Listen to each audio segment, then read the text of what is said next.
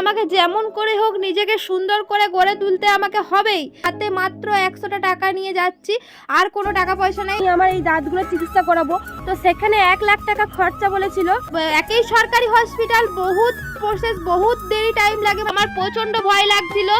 দেখো এখানে এক্সরে করে দেখাচ্ছি কতটা ছুঁচ ঢুকে গেছে আমার দাঁতের ভেতরে। আর আমার বিরিয়ানিটা দেখে খুব লোভ লাগছিল, কিন্তু আমি কি করব, বসে বসে দেখছিলাম। আমার খিদেতে এত পেট জ্বলছিল, এতটাই আমি তৃষ্ণার্ত ছিলাম, এতটাই মাথা ঘুরছিল, আবার ব্যথা শুরু হয়ে গেছিল। তবু আমি মহাদেবের ত্রিশূল ধরতে ছাড়িনি। দেখো এখানে সবাই তারকেশ্বর থেকে জল ঢেলে আসছিল।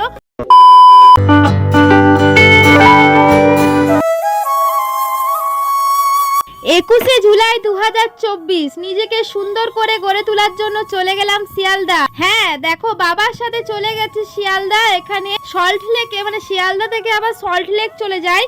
শিয়ালদার এটা রেল স্টেশনটা তোমাদেরকে দেখিয়ে দিলাম যাতে তোমাদের বিশ্বাস হয়। তো এখানে দেখো মেট্রো চলছে না, তার জন্য আমি বাসে করে চলে গেছিলাম। এখানে দেখো সল্ট লেক কলকাতায়। আমার এখানে 1 লাখ টাকা খরচা পড়বে বলে সেখানে আমি আর করালাম না। আমি তো সামান্য মধ্যবিত্ত ফ্যামিলির মেয়ে। তো তারপরে সিদ্ধান্ত নিলাম, দেখো 27শে জুলাই চলে যাচ্ছি বর্ধমান। মানে আমাকে যেমন করে হোক নিজেকে সুন্দর করে গড়ে তুলতে আমাকে হবেই। দেখো 27শে জুলাই 2024 চলে যাচ্ছি বর্ধমান, তাড়াহুড়ো করে হাতে মাত্র 100টা টাকা নিয়ে যাচ্ছি, আর কোনো টাকা পয়সা নেই। এ দেখো পানাগড় স্টেশনে চলে এসেছি, ট্রেনে করে যাচ্ছি। টিকিট কিন্তু কেটে নিয়েছি, অনেক সময় আমি টিকিট কাটি না। অতগুলি টাকা দিয়ে নার্সিং হোমে করাতে পারবো না বলে শেষে ডেন্টাল মেডিকেল কলেজে চলে গেলাম বর্ধমানে। দেখো পানাগড় স্টেশনে চলে এসেছি। 27 জুলাই 2024 আজ আমি চলে যাচ্ছি বর্ধমান মেডিকেল কলেজ, মানে বর্ধমান ডেন্টাল মেডিকেল কলেজ যেটা। তো 2 দিন আগে আমি আমার বাবার সাথে কলকাতা সল্ট লেক লাবণ্যতে গিয়ে ওখানে একটা ভালো ডক্টরের খোঁজ পেয়েছিলাম। তো সেখানে গিয়ে আমি যখন খোঁজ নিই আমার এই দাঁতগুলো চিকিৎসা করাবো, উঁচু নিচু দাঁতের জন্য আমাকে দেখতে খুবই খারাপ লাগে, তো তার জন্য আমি চিকিৎসা করাবো ভেবেছিলাম। তো সেখানে 1 লাখ টাকা খরচা বলেছিল। তো আমি তো খুবই মধ্যবিত্তও নয়, আমি হচ্ছে গরিব একটা মেয়ে। তো হাতে একটা টাকা পয়সা নাই, বিশ্বাস করো, মাত্র 5,000 টাকা সেটা পর্যন্ত নেই। তো 1 লাখ টাকা আমি কোথায় পাবো? এত টাকা খরচা সাপেক্ষ, তারপরে আবার ওষুধপাতি আছে, সেগুলো কেনারও টাকা নেই। তার জন্য আমি আজ চলে যাচ্ছি Bardhaman medical college hospital dental যেটা। তো ওখানে দেখি সম্পূর্ণ ফ্রিতে হবে। আমি অনেক খোঁজ খবর লাগিয়ে দেখেছি, কিন্তু এখনও যাইনি। দেখি আজকে যাচ্ছি। আজকে হচ্ছে 27 তারিখ জুলাই মাসে 2024। আজকে ফার্স্ট আমি দেখাতে যাচ্ছি, দেখি কি হয় না হয়, তোমরা সব আপডেট পাবে। আর এই ভিডিওটা আমি 2 দিন পর ছাড়বো না। আমার যদি দাঁতের মধ্যে কোনো চিকিৎসা হয়, ব্রেস বসে ক্লিপের সাহায্যে 2 বছর যেটা রাখে, ওই জিনিস যদি হয় তাহলে আমি তোমাদের সাথে শেয়ার করব, নাহলে ভিডিওটা শেয়ার করার কোনো মানে হয় না। আরেকটা কথা, যেটা বললাম 1 লাখ টাকার মতো লাগবে, ওইটা কিন্তু দাঁতে ক্লিপ বসাতো না, ওটা রাতারাতি সুন্দরী করে দেওয়ার বলছিল। ফোনে দেখছিলাম আমি ভিডিওতে যে মাত্র 4-5 ঘন্টার কি অপারেশন হবে, কোনো যন্ত্রণা হবে না, কোনো রক্তপাত হবে না, শুধু মেডিসিনের সাহায্যে কি হবে, কি উন্নতি প্রযুক্তি এসছে ওই সাহায্যে করবে, তার জন্য 1 লাখ টাকা খরচা। তো অত টাকা আমার দেওয়ার ক্ষমতা নাই। দেখো আমার ট্রেন চলে এসছে, আর বেশি বকতে পারছি না, ভিডিওটা দেখতে থাকো তোমরা। কিন্তু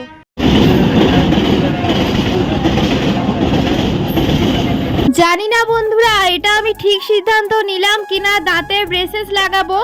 মানে অনেক দেরি প্রসেস, প্রায় 2-2.5 বছর লাগবে। এটা যদি আজ থেকে আমি প্রায় 5-6 বছর আগে করাতাম তাহলে আমার খুব তাড়াতাড়ি এই প্রসেসটা হয়ে যেত। কিন্তু যেহেতু আমার বয়সটা বেশি হয়ে গেছে, মানে 24 বছর বয়স আমার, তো এই সময় করালে হবে না কেন? হবে, কিন্তু একটু টাইম লাগবে। দেখো এখানে লাইন দিয়ে বসে গেছি, সরকারি হসপিটাল তো, একই সরকারি হসপিটাল, বহুত প্রসেস, বহুত দেরি টাইম লাগে, মানে বহুত টাইম নেয়, প্রায় 6 থেকে 7 মাস লাগবে ট্রিটমেন্ট করাতে।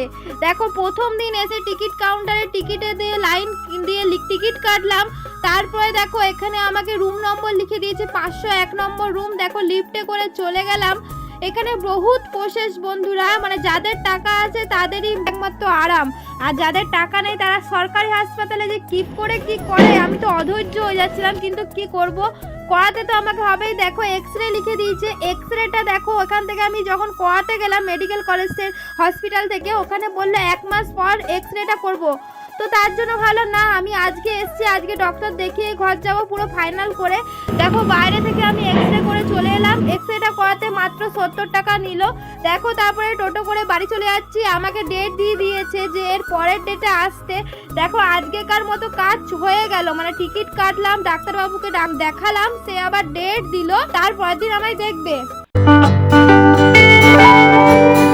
দেখো 29শে জুলাই 2024 আমি আবার চলে যাচ্ছি বর্ধমান মেডিকেল কলেজ।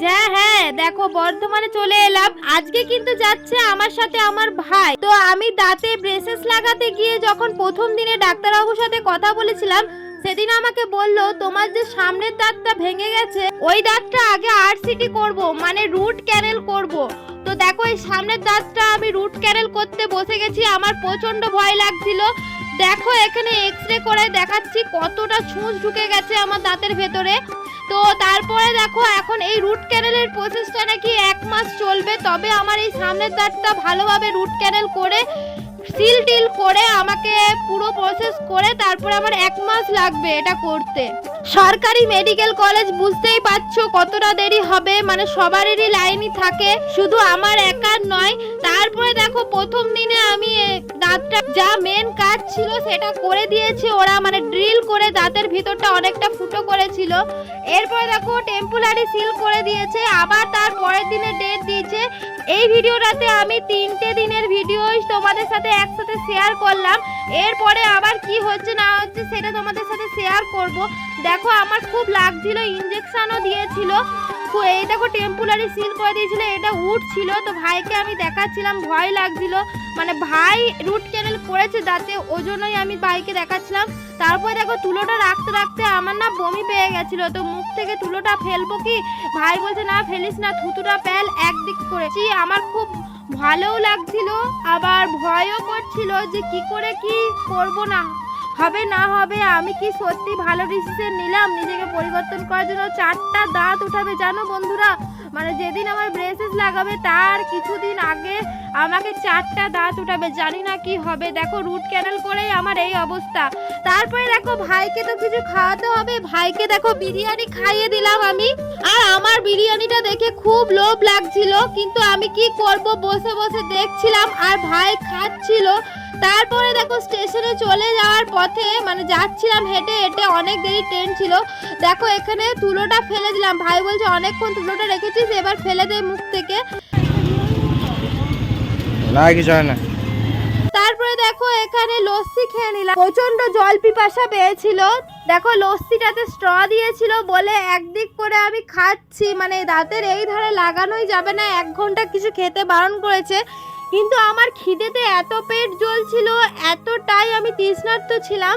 দেখো লস্যিটা আমি একধারে করে খেয়ে নিচ্ছি আস্তে আস্তে, মানে আমার খাওয়া খুব তাড়াতাড়ি, বুঝলে তো। আমি অনেক দিন পর আমি এভাবে আস্তে আস্তে খেলাম। তারপরে দেখো আবার নিম্বু পানি খেয়ে নিলাম, এখানে নিম্বু পানিটা দেখো আমার খুব লোভ লাগছিল। জানি বন্ধুরা বাইরের এসব পানীয় দ্রব্য খাওয়া ভালো নয়, কিন্তু তবু আমায় খেতে হলো, মাথা ঘুরছিল। দেখো স্টেশনে এসে পুরো মাথায় চোখে মুখে আমি জল নিচ্ছি, মানে এতটাই মাথা ঘুরছিল, আবার ব্যথা শুরু হয়ে গেছিল, ইনজেকশন দিয়েছিল তো তখন পুরো অবশ ছিল। এখন অনেকক্ষণ হয়ে গেছে বলে একটু আসার জায়গাটা একটু সার হয়েছে, তার জন্য একটু ব্যথা করছিল, কিন্তু তবু আমি মহাদেবের ত্রিশূল ধরতে ছাড়িনি। দেখো এখানে সবাই তারকেশ্বর থেকে জল ঢেলে আসছিল, এই ত্রিশূলটা কিন্তু আমি হাতে নিয়ে শর্ট ভিডিও করছিলাম, সেই ভিডিও আসবে আমার চ্যানেলে কিছুদিন পর।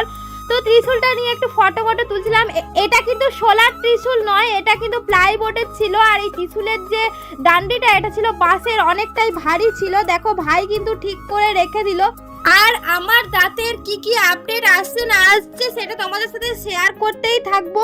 ভালো লাগলে ভিডিওটা কমেন্ট করো, একটা লাইক করো, চ্যানেলটা সাবস্ক্রাইব করে পাশে থাকো।